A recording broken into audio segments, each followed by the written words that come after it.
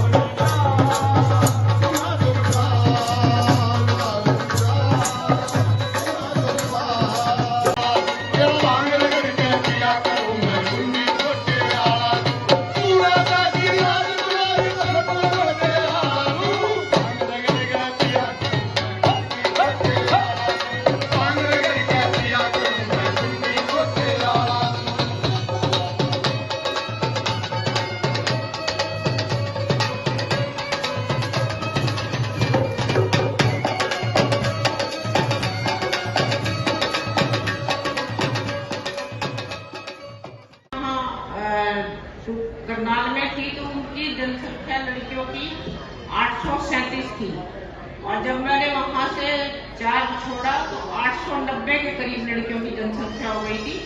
और अब हमारी सरकार ने जो अभियान चलाया हुआ बेटी बचाओ बेटी पढ़ाओ, आज हमारी जनसंख्या लड़कियों की 932 हो गई है।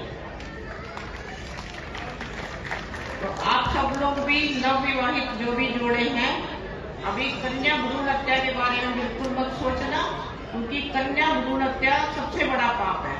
जैसे लड़की का कन्यादान सबसे बड़ा दान माना जाता है, वैसे कन्या भ्रूण हत्या सबसे बड़ा पाप है। तो जो भी बच्चा हो आप उसे खुशी से अपनाएं।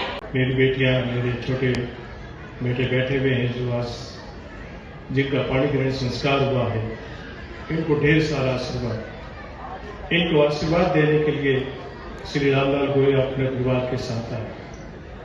ये सौभाग्यशाली है कि इनको भगवान श्री कृष्ण ने सेवा का अवसर दिया हुआ है और सेवा ही सबसे बड़ा परम धर्म है। मैं संपूर्णानंद जी महाराज से कह रहा था कि कुछ बातें कहने का मन था, लेकिन थोड़ी सी एक मंच और संत की मर्यादा है, वो बात मैं नहीं कहना चाहूंगा। मैं श्री हनुमान जी का अनन्य भक्त हूं। हनुमान जी मेरे इष्ट हैं। बहुत से लोग कहते हैं कि ब्रह्मचारी जी आपने हनुमान जी को अपना इष्ट क्यों बनाया? मैंने कहा हनुमान जी को इष्ट इसलिए बनाया कि मैं राम जी को मानता हूं और राम जी की सेवा मांगे हनुमान जी ने, और जो व्यक्ति सेवा मांगता है उसका स्थान भगवान के चरणों में होता है। इस संयोजना हमारे परम पूज्य देवेंद्र स्वरूप जी ब्रह्मचारी जी ने किया, और वह भी 32 वर्ष पूर्व।